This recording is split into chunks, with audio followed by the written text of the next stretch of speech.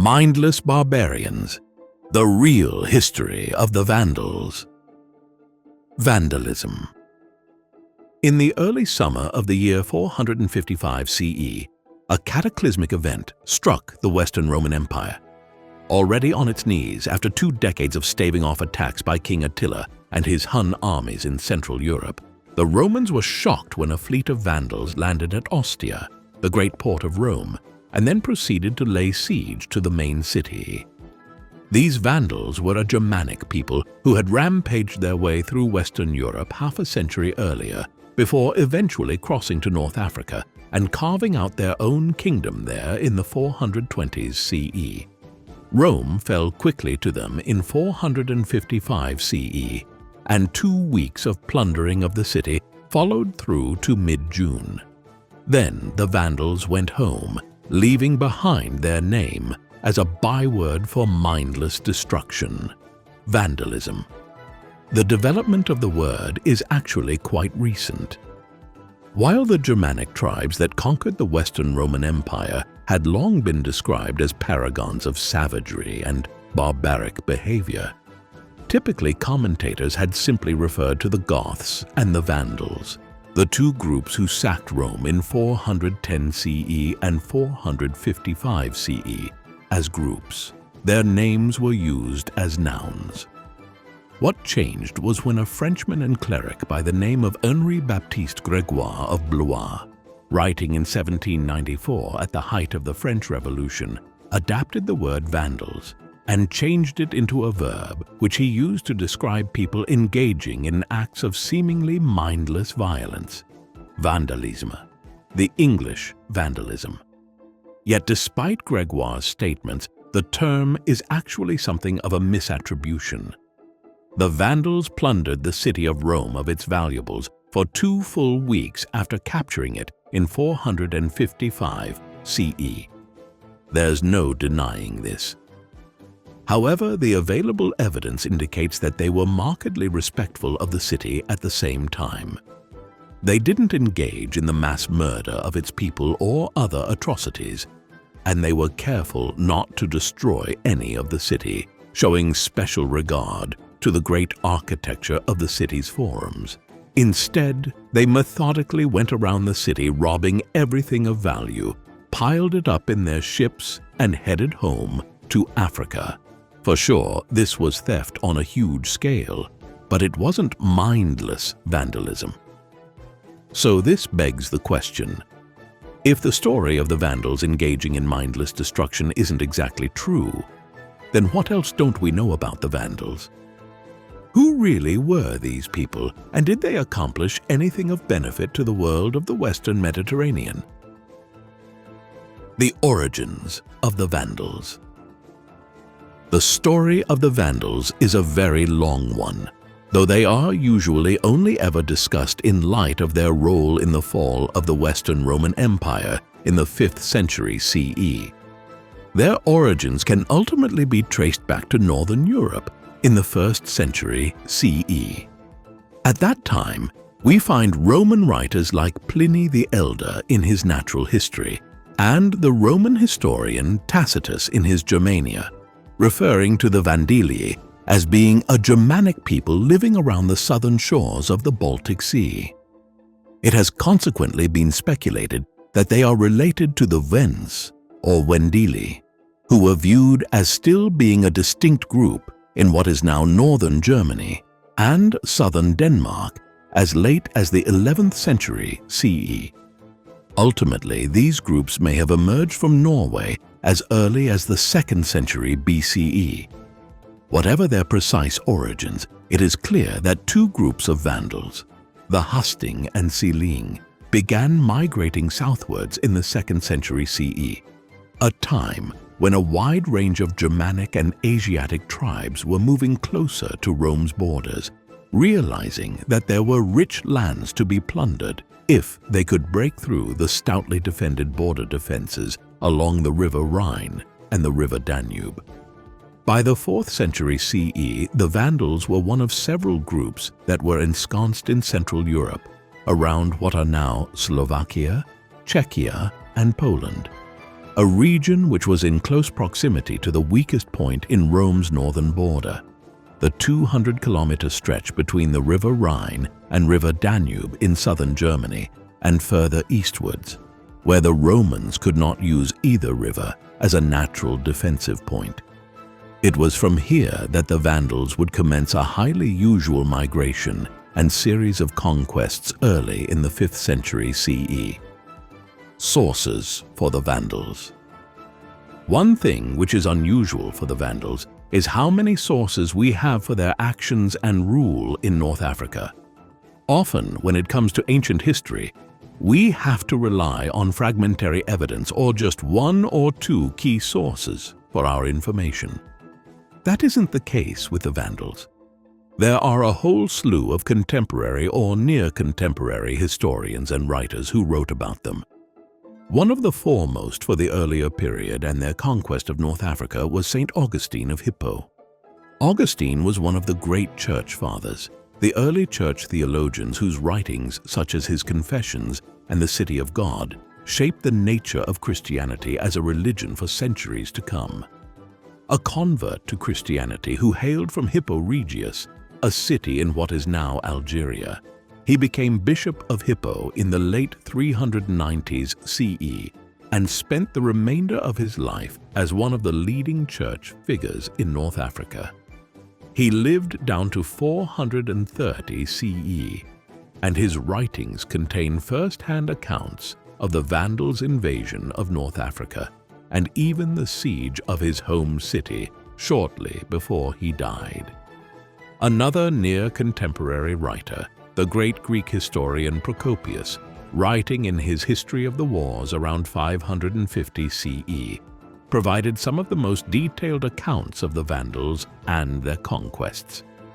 A more contemporary writer was Hydaspes, a churchman from what is now Portugal, who was an eyewitness to the Vandal incursion into Hispania and North Africa, and wrote about them in a chronicle he compiled from the 420s CE onwards.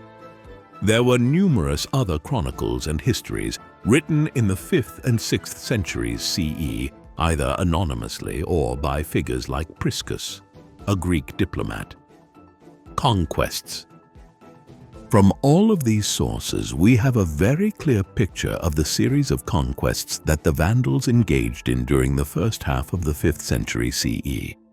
Around 400 CE, the Vandals were still living in the lands on the northern side of the River Danube, around modern-day Slovakia and Czechia. They then began a remarkable migration.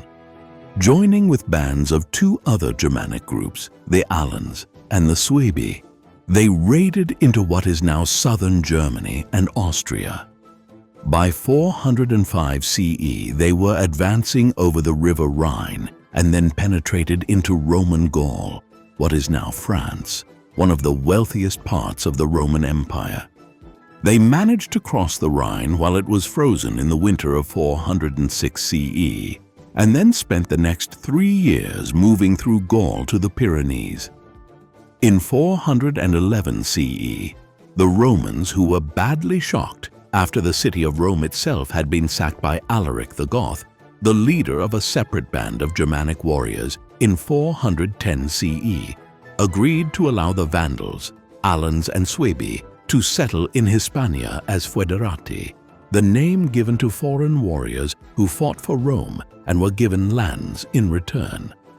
Over the next 15 years or so, the Vandals, Suebi, Alans, and Visigoths became mired in a war amongst themselves for control of Hispania.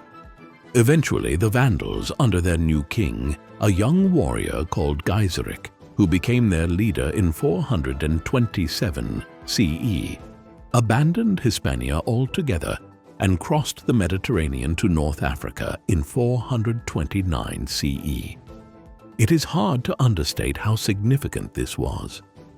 While some of the Germanic tribes that were conquering the Roman Empire during the 5th century were naval powers, these were groups like the Saxons and Jutes who hailed from Denmark and had a long tradition of naval warfare.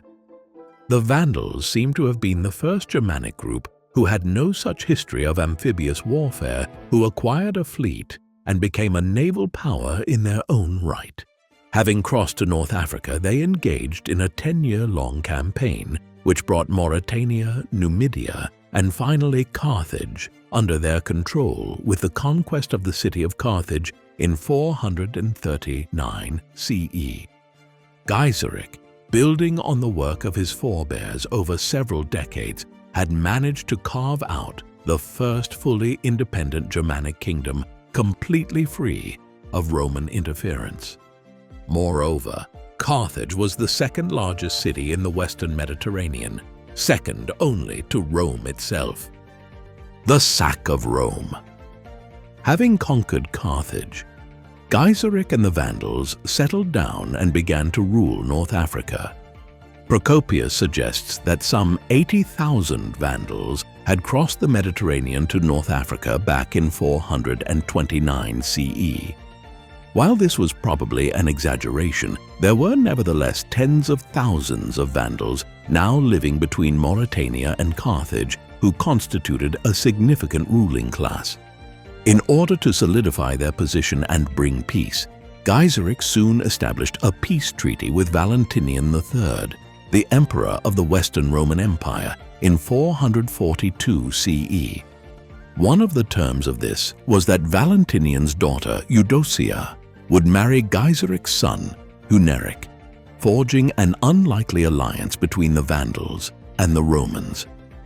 The marriage, though, could not be fully realized for many years to come, as Eudocia was just 3 years of age at the time. By 455 CE, the time for them to marry was nearing. It was at this juncture that a conspiracy, most likely hatched by one Petronius Maximus at Rome, was entered into whereby Valentinian's Germanic bodyguards assassinated him. When news of this reached North Africa, Geiseric sailed immediately with his armies towards Italy. The sack of Rome ensued.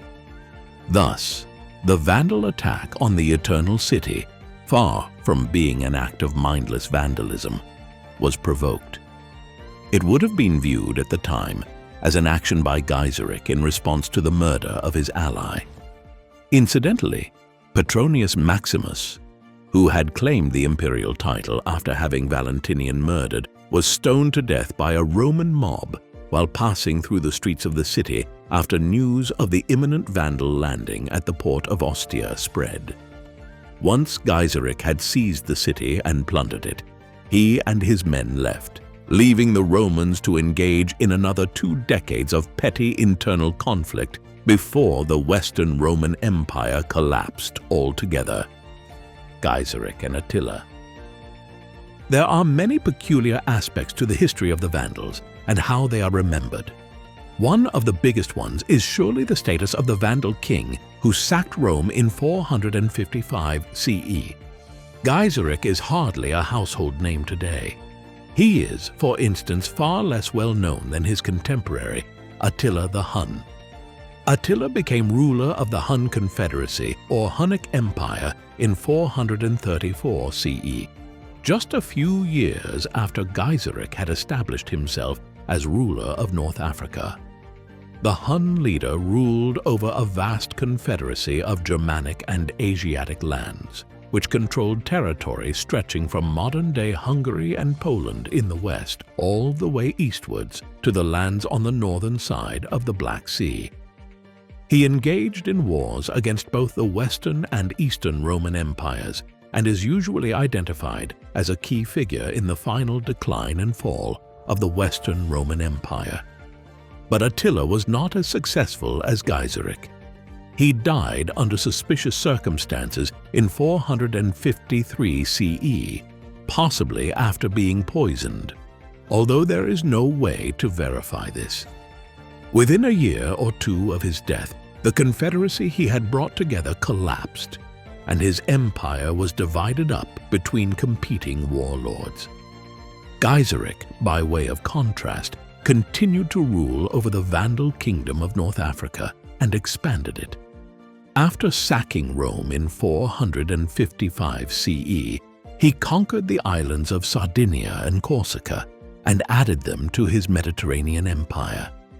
Then, when the Romans had recovered from the threat posed by the Huns on their northern border after Attila's death and began making efforts to reclaim some of their lost lands from the Vandals, Geiseric fended them off. For instance, when Emperor Majorian, an effective Roman ruler during this period, planned to launch a naval expedition to North Africa in 460 CE, Geiseric struck first at the Roman fleet in the Mediterranean and prevented him from doing so. Then, in 468 CE, the Western and Eastern Roman empires managed to coordinate their efforts to launch a joint amphibious invasion of North Africa to try and reclaim the whole region from the Vandals. Geiseric launched his own fleet in response, engaging an armada reportedly of over 1,000 Roman ships carrying more than 50,000 soldiers near what is now Cape Bon off the coast of Tunisia. By launching fire ships, which were effectively ships turned into missiles, by lighting them on fire and steering them at speed into the midst of the enemy armada, the Vandals created disarray in the Roman lines. Many ships were destroyed, thousands of men perished, and ultimately the campaign was abandoned. Vandal victory at the Battle of Cape Bon is viewed as a crucial event in the final collapse of the Western Roman Empire in 476 CE, as the Romans wasted their last available resources trying to reclaim North Africa, exposing them to further invasion by groups like the Ostrogoths in Italy itself. Geiseric would reign for another 9 years, agreeing peace terms with the Eastern Roman Empire towards the end of his rule, whereby the Emperor Zeno in Constantinople acknowledged the independence of the Vandal kingdom. Geiseric may be unknown today, but his reign of nearly half a century was much more successful than Attila's, and he handed over a powerful and stable kingdom to his son and heir, Huneric, when he died in 477 CE, unlike Attila, whose empire collapsed within a few years of his death. The culture of the Vandals. Geiseric's consolidation of control over much of the Western Mediterranean and the ultimate defeat of the Western Roman Empire paved the way for several decades of relative peace in North Africa, during which the Vandal dominions became one of the most culturally vital former parts of the Roman Empire. Firstly, they furthered the Christianization of North Africa, as the Vandals had broadly adopted Christianity before they crossed to North Africa in 429 CE. They followed Arianism, a branch of Christianity which was based on the teachings of a 3rd century CE theologian named Arius, who preached that the Trinity of God, Jesus, and the Holy Spirit were not one being that was manifested as 3 different entities. Instead, Arianism held that God had primacy and that he had created Jesus and the Holy Spirit. This non-Trinitarian belief system was condemned as heresy by the church authorities in the 4th century CE. But that did not stop it from proliferating, particularly amongst newly converted Germanic groups. In spreading it further around the Western Mediterranean, the Vandals had a major impact on the religious landscape here, though one which was ultimately reversed by the conquest of the Maghreb by the Arabs and the Islamicization of the region in the 7th century CE. The Vandal kingdom was home in the late 5th and early 6th centuries CE to some of the leading scholars of antiquity. One such was the poet Luxurius. An author of epigrams and other verses, he consciously imitated the earlier poet and satirist Martial, and is considered to have been one of the finest poets of late antiquity. He was joined by several other anonymous poets from North Africa at the time, whose verses found their way into the Latin Anthology, a large compendium of poetry written in the Mediterranean world between the 1st and 6th centuries CE, several volumes of which survived through the Middle Ages. These highlight elements of life in North Africa under the Vandals during this time and point towards a conquering power that, after consolidating their control, was anxious to rejuvenate elements of Roman life here. One verse, for instance, describes the Vandals as restoring the Roman public baths that had fallen into disrepair. It was a strange journey the Vandals had taken, moving from Norway centuries earlier to find themselves overseeing the restoration of Roman baths in the heat of North Africa many, many years later. Finally, some of the foremost rhetoricians and grammarians of the era flourished under Vandal rule. One example is Fabius Planciades Fulgentius, an individual who worked as a teacher of some sort here and composed numerous works on things like language construction and mythography. Byzantine Conquest. The Vandal kingdom lasted for approximately a century. Its end came about owing to an unusual rejuvenation of the Eastern Roman or Byzantine Empire, based out of Constantinople. This side of the Roman Empire had survived the chaos of the 5th century CE and would exist for nearly another 1,000 years after the end of the Western Roman Empire. In 527 CE, Justinian became ruler of it, known today as Justinian the Great. Over a reign of 38 years, he revitalized the Byzantine Empire and began a very successful campaign to reconquer the provinces of what had been the Western Roman Empire. His general Belisarius would eventually conquer all of Italy, Sicily, Sardinia, Corsica, southern Spain, and much of what is now Tunisia and eastern Algeria. He began this with a campaign against the Vandals in 533 CE. It was a swift campaign in which the Vandals were defeated in 2 engagements at Ad Decimum and Tricomarum. Years of internal fighting over the leadership of the Vandal kingdom had weakened it, and the Vandals had also alienated a large proportion of the Christian Berber population through their efforts to impose Arian Christianity above the Nicene Creed Christianity, which was favored by the church authorities in Rome. Thus, the Vandal kingdom was brought to an end after a century. Though the Vandal legacy lives on genetically in the region as significant intermarriage with the Berbers would have occurred by then. The Byzantines remained in control of this part of North Africa until the conquest of it by the Arabs in the late 7th century. Legacy. Writing to his friend, Sir Godfrey Kneller, in 1694, the great English Restoration poet and playwright, Sir John Dryden, offered up a rhyme with a fairly typical view of the place of the Vandals in history. Till Goths and Vandals, a rude northern race, did all the matchless monuments deface.